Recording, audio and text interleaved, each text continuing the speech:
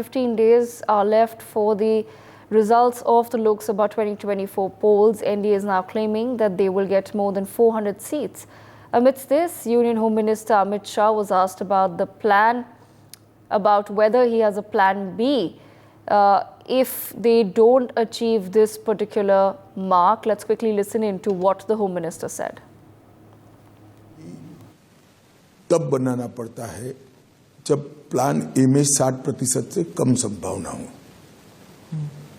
कितनी संभावना है आपको? मैं निश्चित रूप से मानता हूं कि 100% मोदी जी प्रचंड बहुमत के साथ जीत कर आएंगे।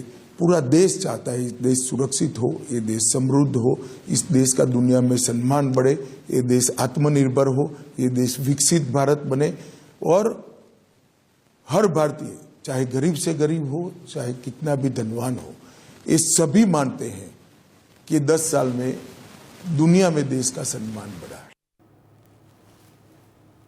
My colleague Manohar Kesri with us on the broadcast. Manohar, if you can take our viewers through the details of what Amit Shah has said.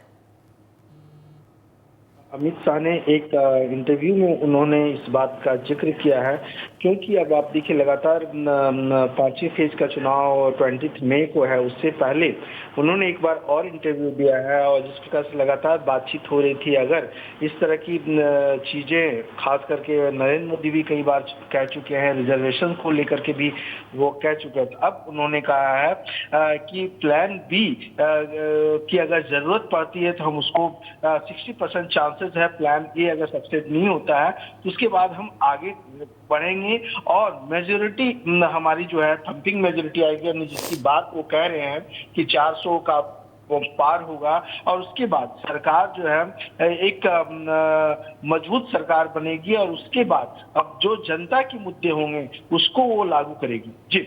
For more such videos, subscribe to the NewsX YouTube channel, hit the bell icon.